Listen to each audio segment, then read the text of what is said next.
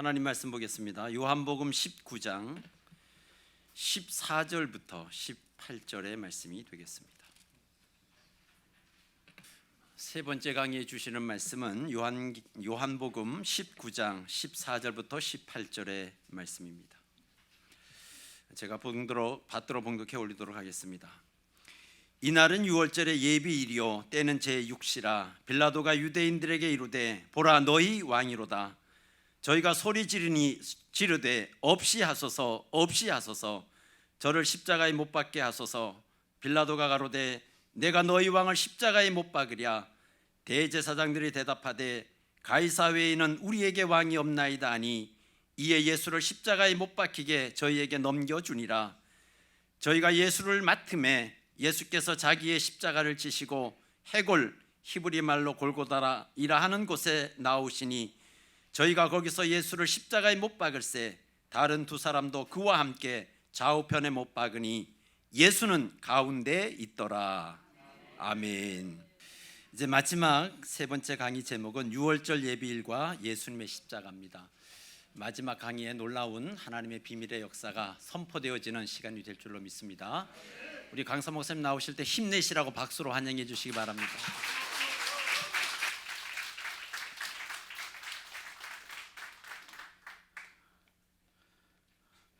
네, 오늘 찬양에 너무 은혜가 된 것 같습니다. 또 우리 김진학 목사님 이렇게 준비 찬양 인도해 주시는데 얼마나 이렇게 힘이 나는지, 이미 저희들이 은혜를 한껏 받았는데 또 이렇게 특송에서 앵콜까지 나올 정도로 우리 장로님의 또 열창과 마지막 클라이막스에 다시 한번 새 힘을 얻으면서 마지막 강의에 함께하게 됩니다. 오늘 유월절 예배일과 예수님의 십자가라는 제목인데요. 믿지 않는 사람들도 부모님들 또 어르신들 그 돌아가신 날을 잊어버리지 않죠. 그러니까 제사 지내는 거 보면 많은 집들은 뭐 1년에 12번, 13번 드린다 그러더라고요. 그러니까 한 달에 한 번 뭐 이상 이렇게 준비를 해야 되는 거죠. 오늘 저와 여러분들에게 생명을 주신 정말 예수 그리스도께서 과연 언제 돌아가셨을까? 금요일 날 십자가에 달리셨다는 건 아는데, 분명히 예수님도 완전한 인간의 몸으로 이 땅에 오셔서 주전 4년에 탄생을 하시고 또 AD 29년에 돌아가시는데, 그 해만이 아니라 날짜도 우리가 정확히 알 수 있다는 거죠. 그래서 오늘 이 시간은 예수님께서 언제 이 땅에 오셔서 돌아가셨는지 그 날을 함께 살펴보려고 합니다. 예수님은 우리가 잘 아시는 대로 유월절 어린 양으로 이 땅에 오시고 또 유월절 어린 양으로서 십자가에 달려 돌아가셨죠. 고린도전서 5장 7절 하반절 보니까 우리의 어린 양 곧 그리스도께서 희생되셨다고 말씀하고 있어요. 분명히 예수님은 이 땅에 오실 때 유월절 어린 양으로 오신 거죠. 그래서 세례 요한도 요단 강가에서 세례를 베풀다가 예수님께서 오시니까 많은 사람들에게 손가락을 가리켜 예수님을 가리키죠. 야 보라, 세상 죄를 지고 가는 하나님의 어린 양이로다 하면서 많은 사람들이 저 예수님을 만나야 될 것을 가리키고 있어요. 그리고 그분은 구약에 예언된 대로 하나님의 어린 양으로 이 땅에 오셨다는 거죠. 또 요한복음 1장 36절에도 마찬가지로 세례 요한은 자기의 사랑하는 두 제자들과 함께 있을 때 그 제자들에게 하나님의 어린 양이다, 예수님을 가르쳐 주고 있어요. 그래서 베드로의 동생 안드레가 그 소리를 듣고 예수님을 따르게 된 거죠. 이와 같이 예수님은 어린 양으로 이 땅에 오신 거예요. 어떠한 어린 양이냐? 유월절의 어린 양이라는 거죠. 주전 1446년 이스라엘 백성들은 유월절을 지키게 돼요. 주전 1446년 이때가 이스라엘 백성들이 지키는 첫 번째 유월절이죠. 첫 번째 유월절을 지키게 돼요. 그런데 첫 번째 유월절을 지킬 때, 물론 이 내용은 출애굽기 12장의 1절 이하에 잘 기록이 되어 있죠. 태양력으로는 지금과 같은 3, 4월 경이에요. 근데 갑자기 하나님께서 야 모세야, 지금이 너희에게 새로운 해, 새로운 달의 시작이 되게 하라. 이스라엘 백성들에게는 이 태양력 3, 4월 경이 새 달, 새해 첫날이 된 거예요. 그래서 출애굽기 12장 1절 이하의 말씀처럼 이스라엘 백성들은 1월 10일 날 어린 양을 취해서 1월 14일 날 이 어린 양을 잡은 거죠. 이때 1월 14일에 유월절을 지킨 거예요. 그리고 1월 15일 날 출애굽의 역사가 일어난 거죠. 이것은 민수기 33장 3절에 기록이 되어 있어요. 근데 이때 유월절 이 절기를 지킬 때 하나님께서는 이스라엘 백성들에게 어린 양을 잡아 죽이겠죠. 어린 양을 잡아 죽여서 이 어린 양의 피를 문 좌우 설주와 인방에 바르게 했어요. 문은 출입구잖아요. 그러니까 이렇게 출입구가 있으면, 문이 있으면 하나님께서 어린 양의 피를 설주, 양쪽 기둥이죠, 기둥에 이렇게 바르래요. 또 인방은 가로로 이렇게 지탱해 주는 뼈대죠. 인방. 요즘 젊은이들은 인방을 인터넷 방송이라 그런데요. 인터넷 방 하도 줄여서 잘 쓰니까. 근데 인방, 여기 아래 위에 가로로 이렇게 잡아주는 게 인방이라 그러죠. 그러니까 결국 문 전체에 어린 양의 피로 이렇게 바르라는 거예요. 그러면 하나님께서 보낸 이 사망의 그림자, 이 재앙이 이 어린 양의 피가 발려진 이 문에는 들어가지 않고 넘어간다는 거죠. 넘어간다. 이것이 바로 유월이죠. 넘어간다. 이게 유월이에요. 이것이 출애굽기 12장 7절과 또 13절, 23절, 27절에 기록되어 있어요. 7절에는 설주와 인방에 바르라 그랬고, 13절, 23절, 27절에는 이 어린 양의 피가 발려져 있는 곳에는 재앙이 들어가지 않고 넘어갔다라고 표현하고 있죠. 그래서 이 구절에는 넘어갔다라는 표현이 13절, 23절, 27절에 다 기록되어 있어요. 바로 유월했다는 거죠.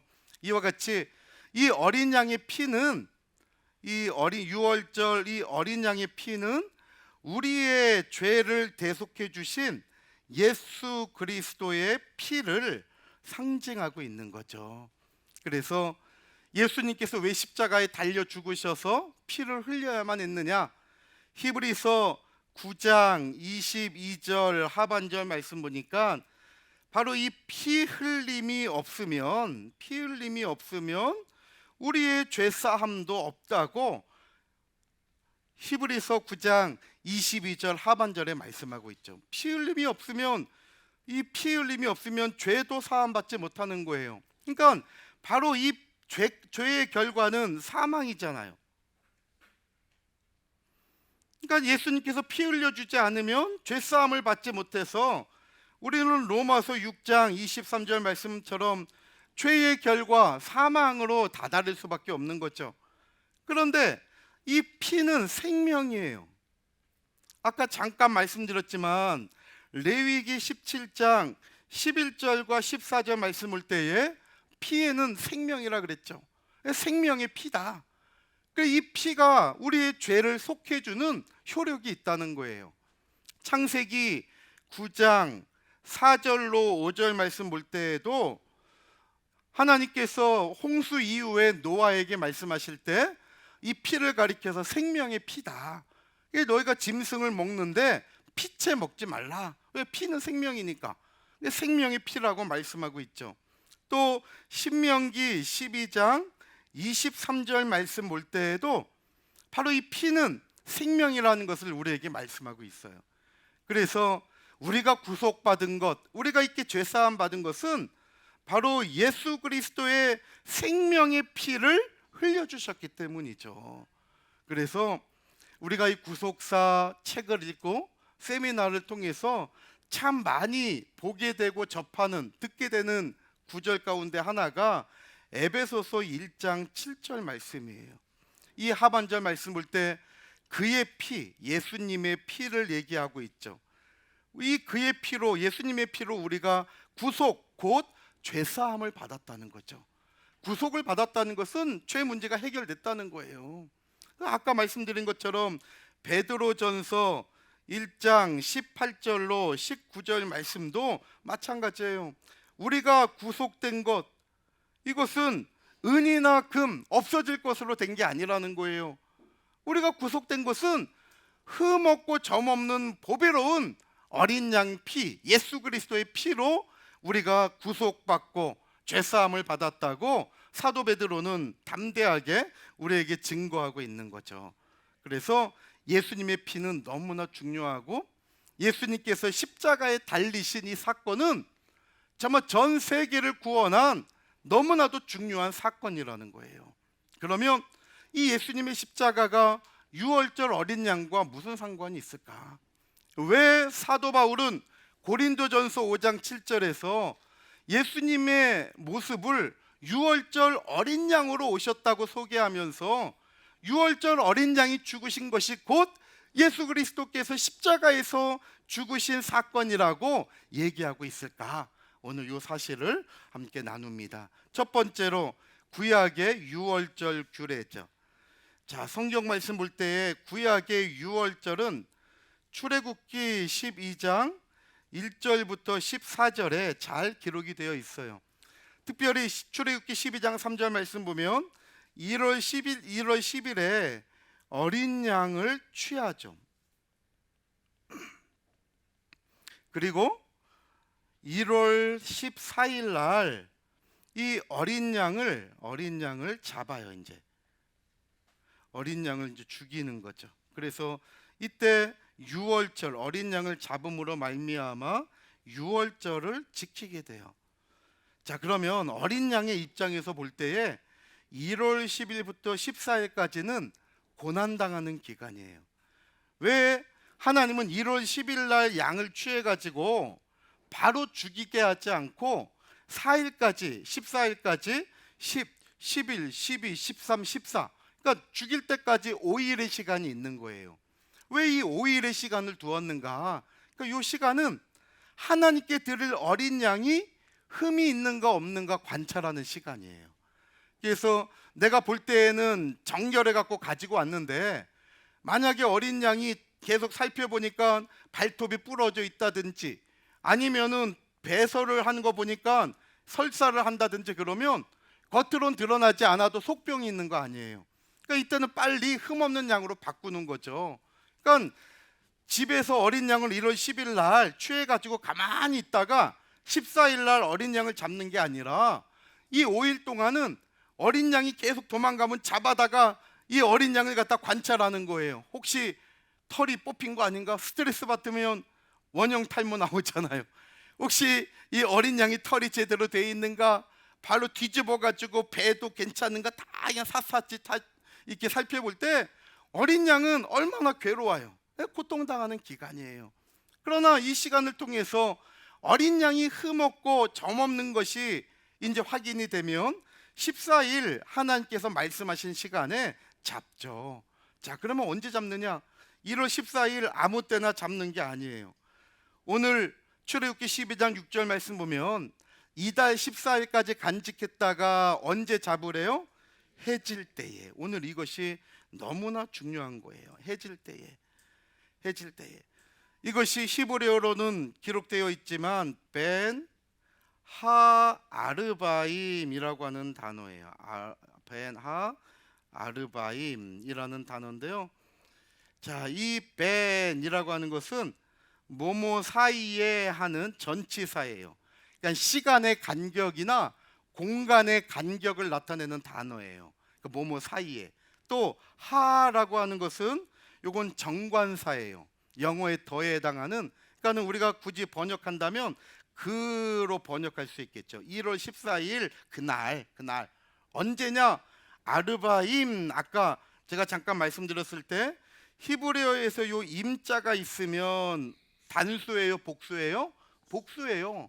자, 그러면 보세요. 일단 이것은 무엇인지 모르겠지만 이 아르바라는 단어가 이 단어의 복수형이라는 거예요.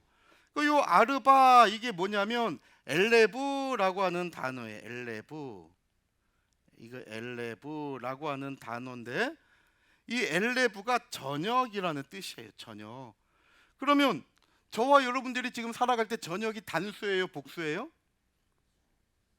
물어보면 항상 헷갈려요. 아는데 단수죠. 우리는 야 저녁이다 그러지 야 저녁 들이댔네 그러지 않잖아요. 아침이다, 점심이다, 저녁이다. 그런데 여기에서 우리가 성경을 이해할 때 히브리의 문학 양식을 알아야 되는 거예요. 우리나라는 아침, 점심, 저녁, 밤 이렇게 단수형으로 쓰지만 히브리인들의 세계관은 저녁이 두 개예요. 두 개. 그래서 해질 때라고 하는 것을 그대로 번역하면 그 저녁들 사이에 그대로 번역하면 그 저녁들 사이에 그 밑줄에 저녁 적으시면 되겠죠. 히브리인들은 이 유대인들은 저녁을 빛이 아직 있는 상태의 중간 시간 이렇게 표현을 해요.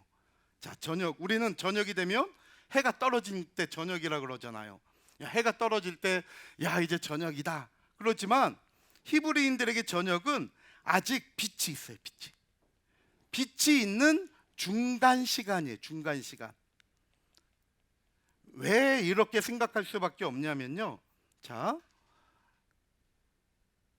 시간이 있으면 여기가 오후 6시예요.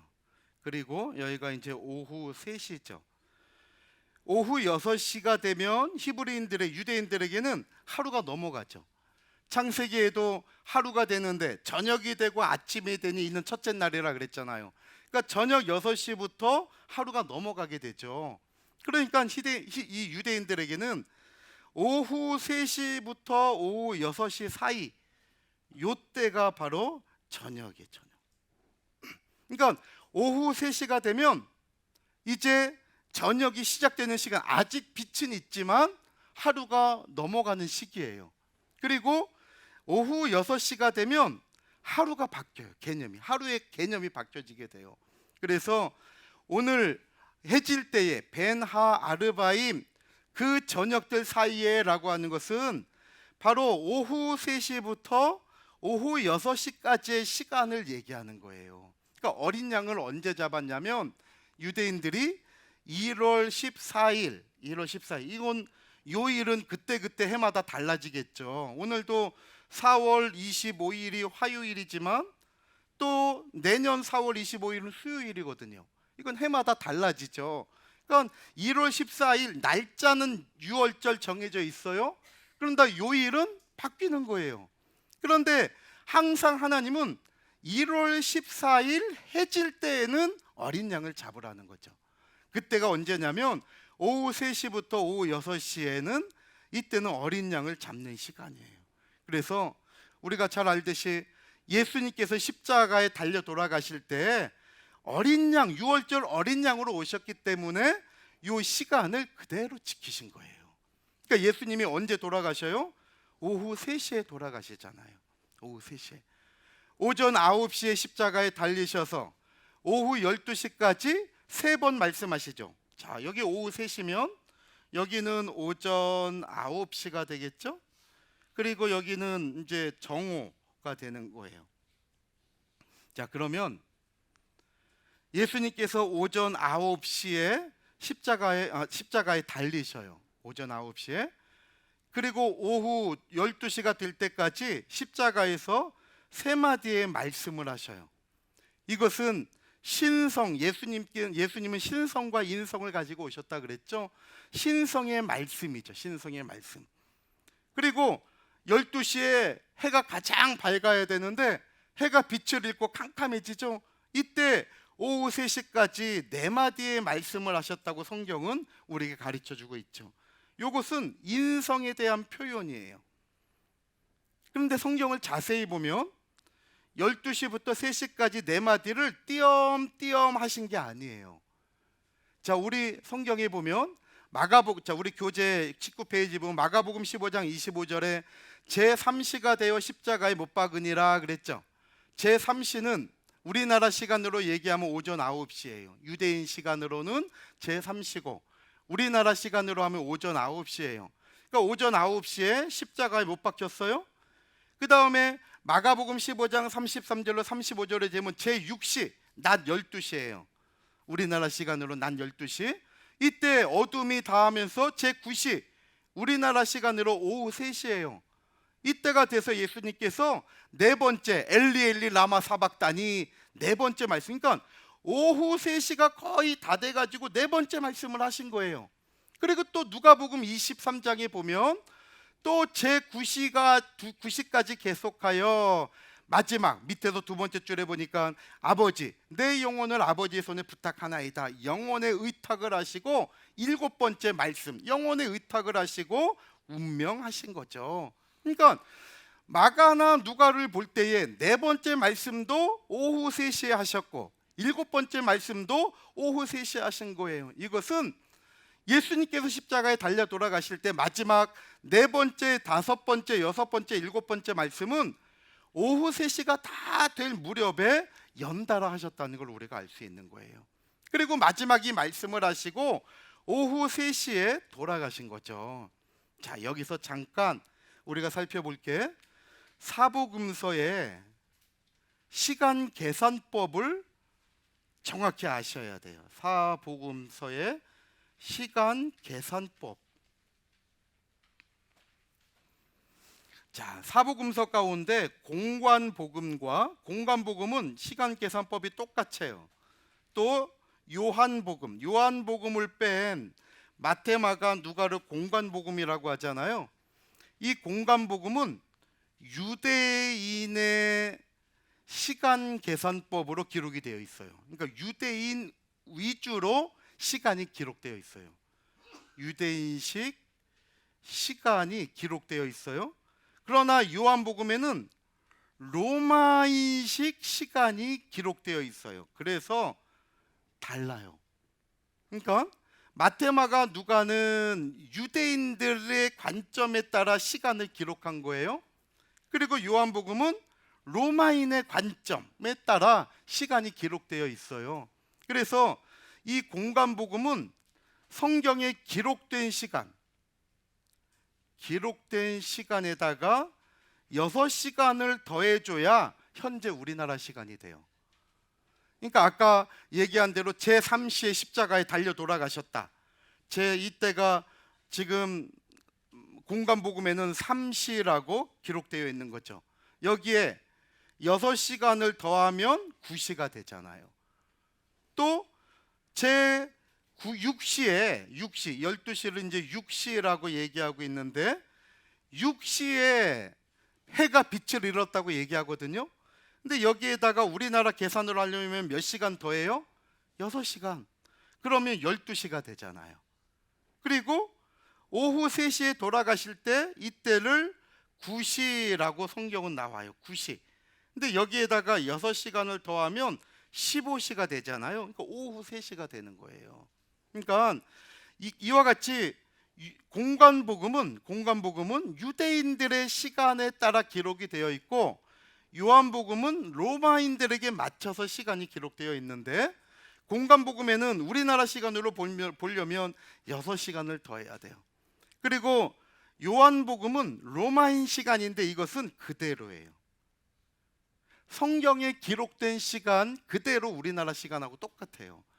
그래서 예수님이 십자가에 달려 돌아가셔서 말씀하실 때는 공관복음에만 기록이 되어 있어요. 우리 교재 19페이지 중간에 보면 마태복음 27장 45절로 46절, 마가복음 15장, 누가복음 23장 요 시간들은 예수님이 십자가에 달리신 시간들이 기록되어 있는 구절들이에요.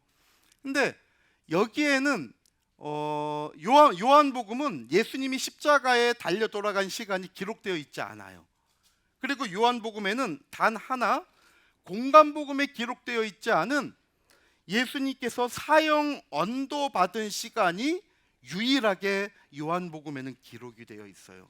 이것이 공관복음과 요한복음의 아주 미세한 기록의 차이예요. 이때가 언제냐? 요한복음 19장 14절에 보면 6시라고 얘기하고 있죠. 6시. 그러니까 요한복음은 그대로 봐야 되니까 이 시간은 어떻게 돼요? 새벽 6시, 우리나라 시간으로 새벽 6시. 그러니까 예수님은 새벽 6시에 사형 언도를 받으시고 돌아가신 거예요. 그러니까 다시 한번 이렇게 우리가 지금 그림으로 표현해 보면, 자, 이때가 새벽 6시예요. 그러면 이때는 예수님이 뭘 당하신 거예요? 사형 언도를 당하신 거예요. 그리고 오전 9시에 십자가에 달리시고, 그 다음에 오후 12시에 땅이 캄캄해져요. 그러면서 해가 빛을 잃죠.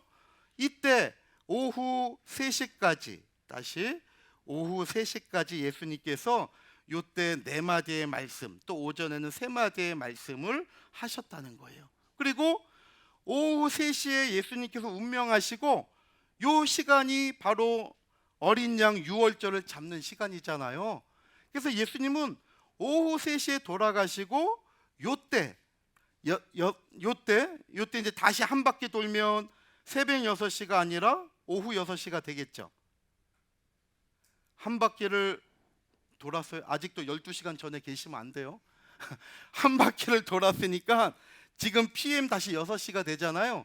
요때는 그러니까 PM 6시가 되면 하루가 지나가잖아요.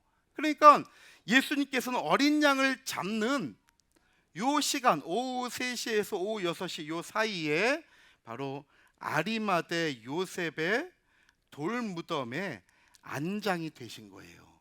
그리고 오후 6시가 되어서 하루가 넘어가신 거예요. 우리가 잘 아는 대로 예수님이 십자가에 달려 돌아가신 날이 무슨 요일이에요? 금요일이잖아요.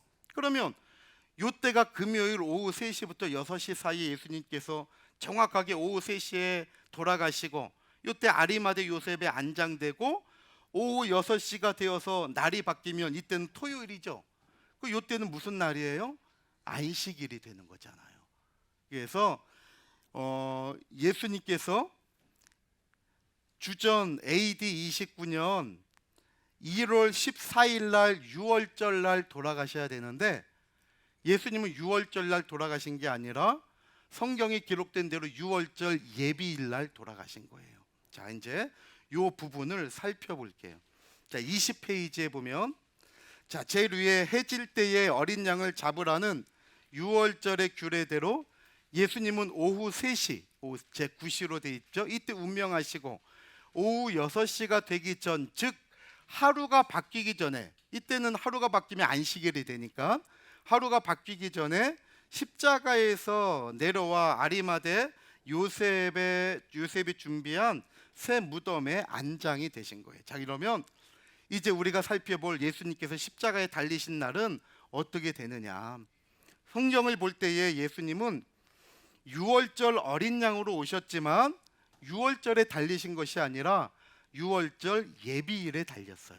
예비일 적으시면 돼요. 자, 요한복음 19장 14절 읽어볼게요. 시작. 이날은 유월절의 예비일이요 때는 제6시라. 아멘. 보세요. 요한복음에서는 시간이 요 6시 한 번 나와요. 이때가 뒤에 16절까지 읽어보면 16절에 빌라도가 예수님을 십자가에 못 박도록 넘겨줬다고 요한복음 19장 16절에 이어서 기록이 되어 있어요. 그러니까 십자가에 못 박도록 넘겨줬다는 것은 사형 언도를 내렸다는 거죠. 이때가 언제냐면 제6시예요. 이 제6시가 왜 새벽 6시냐? 요한복음 19장 앞에 보면 18장 28절 9절을 제가 놨는데, 여기 보면 예수를 가야바에게서 관정으로 끌고 가니 이때가 아직도 새벽이라. 그러니까 예수님께서는 목요일 날 밤 11시에 겟세마네 동산에 올라가서 기도하시고, 그 다음 날 하루가 밤 11시에 겟세마네 동산에서 기도하시다가 그 다음에 1시에 잡히시잖아요. 새벽 1시에 잡히셔가지고 예수님께서 이제 가야바의 집에 갔다, 안나스의 집에 갔다가 신문 받고, 여기서 베드로가 한번 나 예수 모른다 한번 부인하죠. 그리고 가야바의 집에 와서 2번 이 베드로가 연달아 부인해요. 그러니까 베드로가 3번 부인한 게 한 자리에서 계속 부인한 게 아니에요. 사복음서를 자세히 보면 안나스 집에서 첫 번째 부인하고 가야바 집에서 나머지 두 번째, 세 번째 부인을 해요. 이렇게 세 번 부인하고 하면서 새벽에 예수님께서 막 끌려다니죠. 이때 대제사장도 유월절을 지켜야 되기 때문에 이제 그 빌라도 총독에게 보내요. 그래서 여기 가야바에게서 관정으로 할 때 이 관정이 빌라도 관정을 얘기하는 거예요. 그러니까 빌라도에게 보내서 빌라도가 마지막 사형 언도를 내릴 때가 새벽이라는 거예요. 새벽. 그래서 예수님은 유월절 예비일 새벽 6시에 사형 언도를 받아요. 왜냐하면 요한복음은 시간 계산법이 로마인 기준으로 되어 있기 때문에 우리나라 시간으로 볼 때는 그대로 봐야 된다 그랬잖아요. 그래서 이 6시는 그대로 새벽 6시가 되는 거예요. 자, 그러면 성경에 지금 거기 요한복음 19장 14절 말씀 보니까 유월절 예비일이라는 단어가 나오잖아요. 유월절 예비일. 자, 이 예비일 성경에 6번밖에 나오지 않아요. 우리 가운데 보면 예비일 파라스큐에 그랬죠. 이것은 안식일이나 어떤 절기의 전날을 얘기해요. 근데 마태복음에 한 번, 마가복음에 한 번, 누가복음에 한 번, 그리고 요한복음에 3번 기록이 돼서 전부 성경에 이 예비일이라고 하는 단어는 6번밖에 나오지 않아요. 그래서 이 예비일은 뭐냐면 안식일이나 어떤 절기의 전날을 얘기해요. 그러니까 지금 이것은 이 예비일은 유월절 예비일 했으니까 어느 날의 전날이에요? 유월절의 전날이에요. 그럼 유월절은 1월 며칠이라 그랬죠 아까? 예, 유월절은 날짜가 정해져 있어요. 출애굽기 12장 6절에 1월 14일 정해져 있어요. 그런데 예비일이니까 이 예비일은 전날이니까 1월 며칠이 돼요? 13일. 그러니까 그 요한복음 19장 말씀 보면 유월절 예비일에 제6시에 새벽 6시에 사형 언도를 받았으니까 예수님은 1월 13일 새벽 6시에 빌라도로부터 사형 언도를 내리고 유대인들에게 보냄을 받아서 이때부터 말할 수 없는 고통을 당한 거예요. 시편 기자가 얘기하는 것처럼 얼마나 채찍에 맞았는지 등이 박구랑처럼 다 따였다 그랬어요. 야, 네가 그렇게 기적을 일으킨 예수님에 하면서 예수님께 하얀 수건을 덮어놓고 주먹으로 때려갖고 누군지 맞춰보라고 그러고 예수님에게 가래를 태 뱉어가지고 정말 모욕을 주고 이것이 6시 사형 언도를 받은 이후에 주님이 저와 여러분들의 죄를 걸머지시고 십자가의 길을 걸어갈 때 당하신 수많은 수치와 아픔이었던 거예요. 자, 그러면 AD 29년 이때가 예수님의 날짜가 AD 29년인데 AD 29년의 달력을 한번 보세요. 자, 우리 교환에도 예수님께서 십자가에 달리신 AD 29년의 유대력이 기록되어 있죠.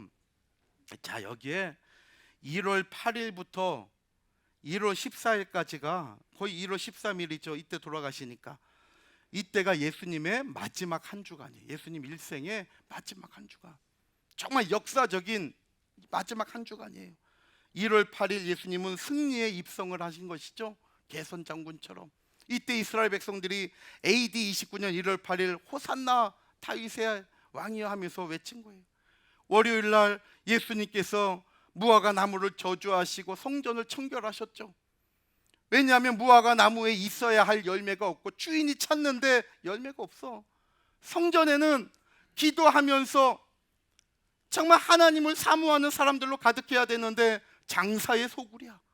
그러니까 이 월요일 날 있어야 할 것은 없고 없어야 될 것만 가득해. 그러니까 이 월요일 날은 정말 주님이 찾으시는 열매는 없고 성전에서 기도하는 백성이 있어야 되는데 오히려 장사의 속을 없어도 되는 시기와 질투와 미움으로 가득한 우리의 이 마음을 보시고 아파하신 날이 월요일이에요. 월요일. 이러면서 이 고난의 한 주간을 쭉 보게 되죠. 그래서 1월 14일 날이 바로 유월절이 되는 거예요. 1월 14일이 유월절. 그런데 이 날이 AD 29년 유대인의 달력을 보니까 무슨 요일이에요? 토요일, 안식일이에요. 그러니까 안식일과 지금 유월절 절기가 어떻게 된 거예요? 겹쳐버린 거예요. 이런 날을 가리켜서 성경에 보면 큰 날이다 표현하고 있어요. 큰 날이다. 안식일과 절기가 겹치는 날이 큰 날이에요. 그러면 안식일도 지켜야 되고 유월절도 지켜야 되잖아요. 그래서 이럴 때 바로 예비일을 둔 거예요. 예비일. 그래서 절기와 안식일이 겹치면 절기를 하루 당겨서 지키게 한 거예요. 안식일은 안식일대로 지키고. 그래서 1월 13일을 예비일이다. 그 괄호에 적으시면 돼요. 예비일이다. 이렇게 얘기한 거죠. 그래서 예수님은 6월절 예비일에 돌아가신 거예요. 그날이 언제냐면 1월 13일. 이제 우리는 정확하게 알 수 있는 거예요. 성경의 6월절 예비일에 사형 언도를 당하시고 6월절 예비일에 십자가에 달려 돌아가셨는데, 이 날이 AD 29년 1월 13일 금요일이라는 것을 알 수 있는 거예요. 그래서 우리가 그동안 금요일만 알았지 날짜에 대하여 생각해 보지 못했다면, 오늘 이렇게 볼 때에 휘선 박유신 목사님께서 소천하시기 전에 주신 말씀 가운데 있어요. 그러니까 이 비밀의 말씀을 우리에게 알려주신 거예요. 그러니까 1월 13일 예비일에 이렇게 예수님은 십자가에 달려 돌아가셨다는 것을 우리에게 말씀하고 있죠. 그리고 3일 만에 부활하시니까 13일 날 아리마대 요셉에 들어가서 14일 둘째 날 1월 15일 날 예수님께서 부활하신 날이고, 이때부터 주일의 의미가, 예수님의 부활로 이제 우리는 안식일이 아니라 주일을 지켜서 이때부터 일요일이 아니라 주일의 개념이 생겨나게 된 거예요.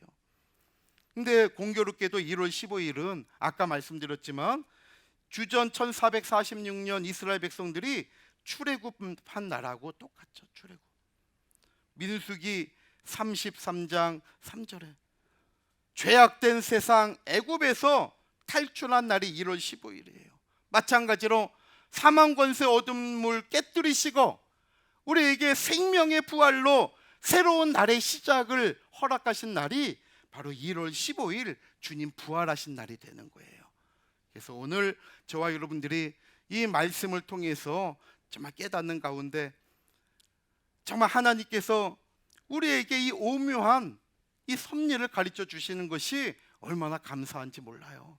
그래서 이제 예수님께서 십자가에 돌아가신 날이 이제 금요일이다, 이것만이 아니라 AD 29년 1월 13일 성경에 6번이나 말씀하고 있는 6월절 예비일, 이게 중요하지 않으면 왜 성경에서는 6월절 예비일이라고 기록해 놨겠어요?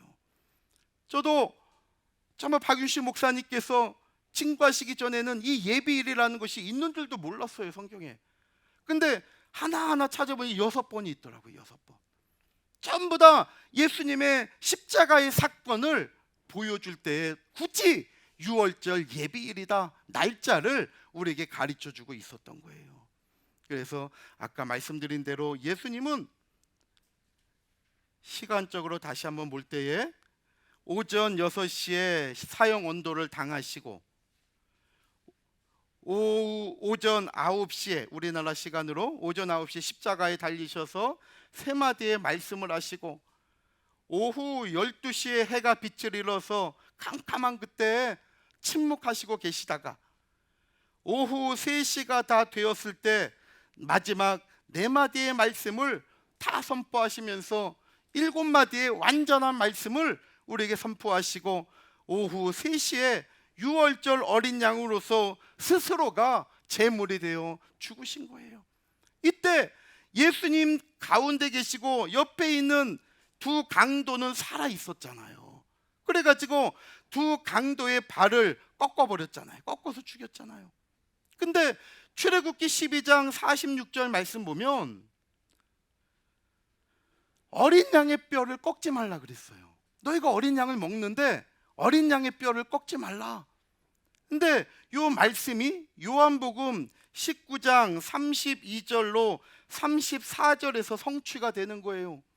그래서 32절에 보면 이 두 강도는 살아 있어 가지고 뼈를 꺾어 가지고 다리뼈를 꺾어 갖고 죽게 만든 거예요. 그런데 예수님 보니까 죽으신 것 같아.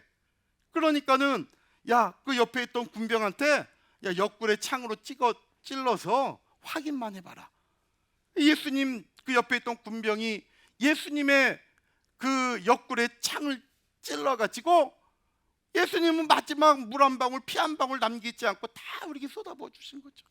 그리고 창을 뺄 때 이 예수님의 피가 이 로마 군병의 눈에 튀어요. 이 로마 군병의 이름이 론지노,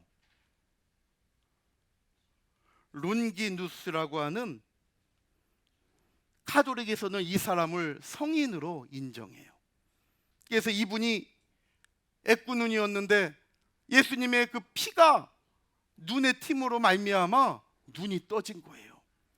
이 기적을 체험하고 이 론지노가, 나는 저 예수님을 십자가에 달려 있을 때 아무런 죄의식 없이 창으로 찔러 죽였는데 이 창이 론지노의 창이라고 해가지고 비엔나 박물관에 전시돼 있대요. 예수님을 찌른 그 창이, 나는 이렇게 찔러 죽였는데 그분은 그 피로 내 눈을 뜨게 해서 내 양쪽 눈으로 다 이 세상을 보게 하셨다고. 가는 곳마다 그분은 진짜 메시아다, 그분은 하나님의 아들이셨다고 이 론지노가 다 전도하고 다닌 거예요.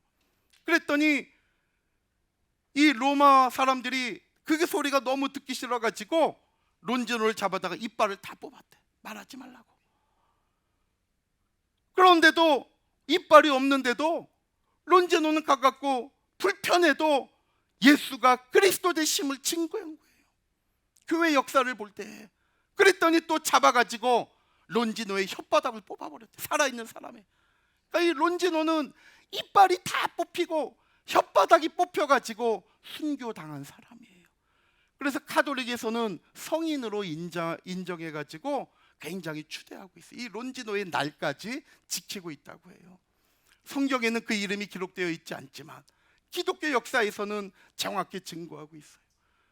휘선 박윤식 목사님도 고난주간 가운데 예수님의 창을 찌른 사람 이 론지노의 이름을 증거하면서 우리에게 알려주셨어요. 오늘 이와 같이 오후 3시에 예수님은 스스로 어린 양이 되어서 돌아가신 거예요. 그리고 다시 돌면 이제 저녁 6시가 되잖아요. 6시가 되면 토요일 1월 14일 안식일, 토요일 안식일에 들어가게 돼요.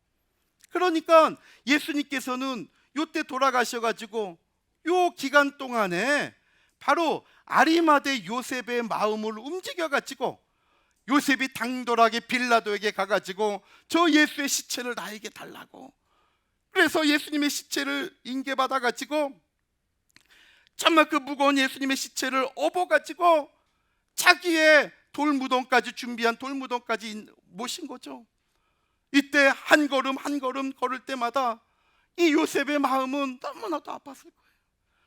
예수님의 피, 정말 예수님의 십자가에 달릴 때 흘렸던 땀, 이것이 아리마대 사람 요셉의 온몸에 느껴지고 흘릴 때 요셉은 정성을 다하여 예수님의 시신을 자기가 예비한 돌무덤에 누이고 아름답게 안장하면서 예수님은 6시 이전에 이 아리마대 요셉의 돌무덤에 안장이 될 수가 있었던 거죠. 이러면서 이제 다음 저녁 6시에 안식일에 들어갈 수가 있었던 거예요. 오늘 이와 같이 예수님께서 십자가에 달리신 날은 AD 29년 1월 13일 금요일이라는 것을 우리가 정확히 알 수가 있는 거예요. 그래서 오늘 이 의미를 깨닫고 정말 하나님의 말씀의 역사는 너무나도 정확하게 흘러간다는 것을 의심 없이 붙잡고 우리 목회에도 하나님의 말씀을 전할 때 내가 깨닫지 못해서 주저하는 것이 아니라 정말 성령이 역사해 주시고 이렇게 세미나를 통해서 하나하나 알게 하실 때 이 사실의 확신을 가지고 담대하게 론지노와 같이 복음을 전하다가 하나님 아버지 앞에 칭찬받는 저와 여러분들이 다 되시기를 주님의 이름으로 축원합니다. 그래서 21페이지 보면 마지막에 결론 위에 보면 예수님은 먼저 그 결론 위에 19장 31절에 보면 이 날은 예비일이라, 유대인들은 그 안식일 날이 큰 날이라 그랬죠. 왜? 안식일이 6월절과 겹치는 날이니까 큰 날이라고 얘기한 거예요. 그래서 예수님은 유월절 어린 양으로서 1월 14일 해질 때에 돌아가셔야 했지만 AD 29년 1월 14일은 안식일이면서 유월절인 무슨 날이에요? 큰 날, 큰 날. 이제 알겠죠? 큰 날. 그래서 예수님은 결국 유월절 예비일인 AD 29년 1월 13일 해질 때에 돌아가신 거예요. 그래서 이 사실을 참고로 마태복음 27장 62절 하나 적어 놓으시면 이튿날이라는 표현이 있어요. 이튿날. 이 이튿날을 뭐라고 표현하냐면 마태복음 27장 62절에서는 예비일 다음 날이다. 이튿날, 예비일 다음 날 얘기하고 있어요. 그래서 이때는 토요일이고 유월절이면서 안식일인 그날이 되는 거예요. 근데 이때 예수님의 돌무덤을 더 철저하게 지키게 했다고 마태복음 27장 62절 이하 66절까지 우리에게 증거해 주고 있는 거죠. 자, 이제 결론을 맺고자 합니다. 제가 지금 시간이 없어서 좀 많이 뛰어갔는데요. 요즘 더 자세하게 혹시 듣고 싶으시면 저 유튜브에 저희 대구 산성교회 하면 저희 교회가 있어요. 좀 여러 개가 있는데 저희 교회를 어떻게 찾아오셔야 돼요. 거기에 들어오시면 아니면 대구 산성교회 제 이름 치면 아마 나올 거예요. 그러면 제가 저희 교회에서 이걸 자세하게 좀 했어요. 더 길게. 그래서 아마 이렇게 저 유튜브에 좀 올라온 걸 보시면 좀 더 이렇게 좀 참고가 되실 것 같아요. 그래서 처음 들으실 때는 이게 뭐 맞는 것 같기도 한데 막 귀에 쏙쏙, 왜냐하면 처음 들으시니까 한 번도 우리가 생각해 보지 않았으니까요. 근데 자꾸 보고 하면 야, 이거 정말 성도들한테 가르쳐야겠구나라는 생각이 드실 거예요. 그렇게 해서 교회에 우리 성도님들에게 또 이렇게 알리는 귀한 시간들이 되시면 좋겠습니다. 결론적으로 예수님의 이러한 모든 십자가 사건은 하나님의 작정대로 이루어졌다는 거죠. 그러니까 유월절 어린 양으로 오셔서 죽으셔야 되는 하나님의 작정이에요. 그러니까 오전 9시에 달려서 오후 3시에 우연하게 죽으신 것이 아니라 정확하게 하나님의 작정대로 예수님은 죽으신 거예요. 누가복음 22장 22절에 인자는 예수님이죠. 작정대로 가거니와 마태복음 26장 24절에서는 이 작정을 기록된 대로, 성경에 기록된 대로, 누가복음 18장 31절도 선지자들로 말미암아 기록된 모든 것이 인자에게 응하여진다고 분명히 말씀하고 있잖아요. 오늘 이와 같이 하나님의 말씀은 반드시 이루어진다라는 확신을 가지시기를 바랍니다. 그렇다면 오늘 이 자리에 오신 목사님들도 정말 내가 이 하나님의 말씀을 붙잡고 갈 때에 이 말씀은 반드시 내 목회에 힘을 주고 내가 자녀들에게 못해주는 게 너무나 많잖아요. 이 하나의 또 목회의 아픔이죠. 정말 같은 세대를 사는데 그 자녀들에게 해주지 못할 때도 있는 거예요. 저도 처음에 울산에서 개척하고 이렇게 할 때에 저희 큰딸은 저희 자녀들 세대, 제 또래 애들 중에 어린이집 뭐 선교원 나오지 않은 애가 없을 거예요. 선교 뭐 어린이집을 보낼 수가 없었어요. 너무 어려워가지고 그냥 미술학원 조금 뭐 다니고, 저희 둘째는 미술학원도 못 갔어요. 그러니까 얘가 7살 돼서 이제 8살 학교 갈 때 애들 다 사각 모자 사진 찍잖아요. 그러니까 아빠 뭐 그 전에는 왜 나는 맨날 애들하고 같이 저 유치원 같은 데 안 가고 왜 맨날 엄마 아빠만 따라다녀야 돼. 맨날 신방 다 따라다녔으니까 혼자 둘 수가 없으니까 다 데리고 다닌 거니까요. 그리고 나중에 이제 학교 갈 때 다 사각 모자 쓰고 사진 찍는데 왜 나는 저런 거 안 찍냐고. 그래가지고 미술학원에 가가지고 이거 좀 사진 좀 찍어주면 안 되겠냐고, 액자 하나라도 좀 만들어 주려고 그런다고. 그랬더니 자기네 연관된 사진관 가르쳐주면서 거기서 돈 내고 찍으라 그러더라고요.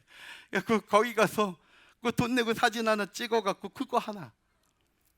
정말 목사님들의 목회가 너무나 힘들고 어렵죠. 사회는 급변하고 다 넉넉한 것 같은데 왜 이렇게 내 목회는 힘든지, 정말 자식들에게 부끄럽지 않은 아빠가 되기를 원하는데 나도 모르게 힘들고 어렵고, 이걸 지켜보는 사모님의 마음은 얼마나 아픕니까? 그러나 오늘 작정대로 예수님께서 우리의 구원을 이루신 것처럼 하나님의 말씀은 여전히 살아있고 운동력이 있어가지고 우리 목사님과 사모님의 목회를 함께 하시고 반드시 말씀을 붙잡고 나갈 때 흥왕케 하시는 역사가 있다는 것을 꼭 믿으시기를 바랍니다. 이 시간 함께 찬양하고 기도하려고 합니다. 이제 마무리를 하는데 오늘 하나님께서 우리에게 주신 은혜를 기억하면서 하나님, 받은 바 이 말씀이 쉽게 또 꺼져버리지 않고 끝까지 성령의 역사하심 속에 살아남아서 나도 이 복음을 우리 성도들에게, 우리 이웃에게 전할 때 생명의 역사가 일어나게 해달라고 간절히 기도하시기를 바랍니다. 우리 가정, 하나님, 내 아내, 내 자녀, 우리 부모님들 하나님 지켜달라고, 내가 하나님 앞에 시간을 드릴 때 하나님은 나를 한 번만 긍휼히 여겨달라고 간절히 기도하면서 이 받은 은혜를 가지고 돌아가셔서 모든 목회에 힘을 내고 다시 한번 정말 내가 그만둘까? 정말 나는 이게 안 맞는 것 같아. 힘들고 어려운 모든 시간들을 회개하시고 도리어 정말 이 귀한 말씀을 붙잡고 깨달은 바 더 힘차게 전하는 가운데 먼저 본인이 살고 성도가 살고 교회가 살아나는 목회가 되게 해달라고 우리 함께 간절히 기도하시면 좋겠습니다. 먼저 나의 안에 거하라. 나는 내 하나님이니. 여전히 하나님은 나의 아버지가 되시고 그분은 우리와 함께 하십니다. 우리 가사를 생각하시면서 함께 찬양하십니다.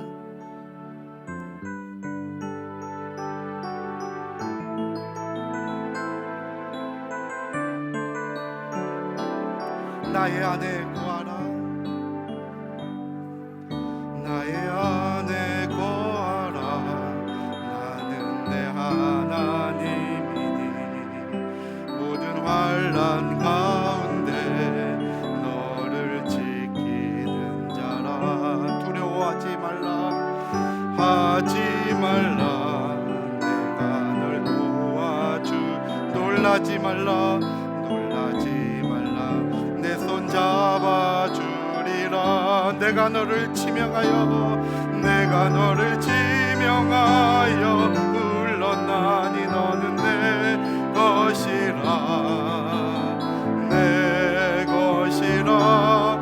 너의 하나님이라. 내가 너를 보배롭고 좋은 귀하게 여기노라. 너를 사랑하는 내여, 내가 너를 지명하여 불렀나니 너는 내 것이라. 지명하여 불렀나니 너는 내 것이라. 내 것이라. 너의 하나님이라. 내가 너를 보배롭고 좋은 귀하게 여기노라. 너를 사랑하는 내 하나님 사랑의 눈으로, 하나님 사랑의 눈으로 너를 어느 때나 바라본 하나님 인자한 귀로서, 하나님 인자한 귀 언제나 너에게 기울이시니. 나 너에게 기울이시 어둠의 밝은 빛을, 어둠의 밝은 빛을 비춰주시고 너의 작은 신음에도 응답하시니. 너는 어느 곳에 있든지 주를 향하고 주만 바라. 오 하나님 사랑의 눈으로,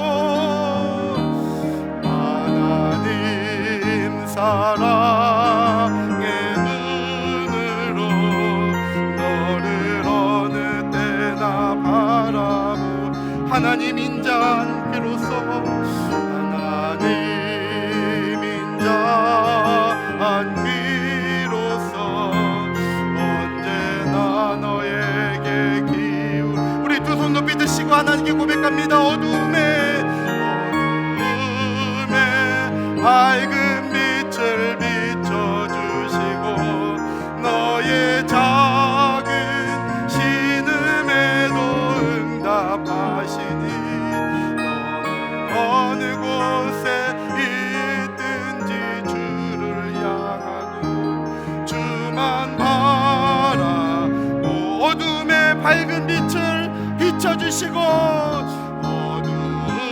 어둠에 밝은 빛 너의 작은 신음에도 응답하시니 예 작은 신음에도 너는 어느 곳에 있든지 어느 곳에 있든지 주만 바라볼지라 바라. 우리 아멘 할렐루야 삼창하시고 이 시간 간절히 하나님께 기도합니다. 아멘 할렐루야 아멘 할렐루야 아멘 할렐루야. 하나님 아버지 감사합니다. 오늘도 우리를 기억하여 주시고 아버지 하나님이 정말 복된 날 구별하게 하시며 세상에 많은 약속들 세상에 많은 일들이 있지만 아버지 하나님 먼저 아버지의 말씀의 자리에 가져올 수 있도록 우리를 인도하시고 붙들어주시니 감사합니다. 아버지 하나님 이 시간 달려온 저희들을 기억하여 주시고 아버지 하나님 일어날 때부터 이 시간까지 받은 말씀이 아버지 우리 마음에 감동이 되고 진동이 되고 아버지 우리 힘이 되어서 잊혀지는 말씀이 되지 않게 하시고 다시 한번 아버지 하나님의 생활 가운데 힘으로도 달려갈 수 있게 말씀해 주시도록 아버지 하나님 역사하여 주시고 인도하여 주시옵소서. 아버지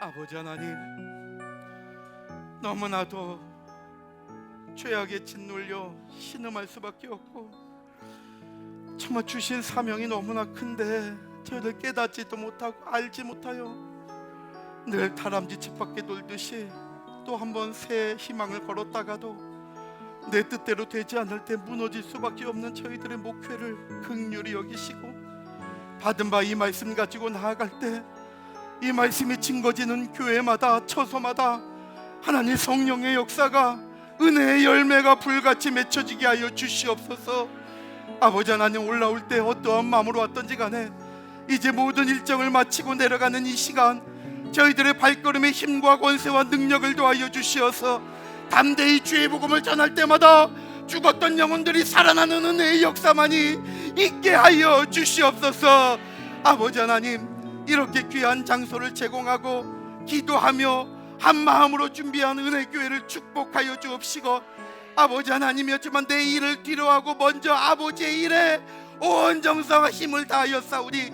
아버지 2023년도 살아가는 동안에 모든 일터마다 이삭과 같은 100배의 열매가 맺혀지게 하여 주시옵소서. 아버지 하나님, 정말 이렇게 은혜 받고 돌아가게 하시니 감사합니다. 하나님, 우리 모두에게 오직 예수 그리스도의 복음의 흔적이 지워지지 않게 하여 주시옵소서. 돌아가는 모든 시간까지도 하나님 지켜주시고 영광 받아 주실 줄 믿사오며, 이 모든 말씀 우리 주 예수 그리스도 이름 받들어 간절히 기도 올리옵나이다. 아멘.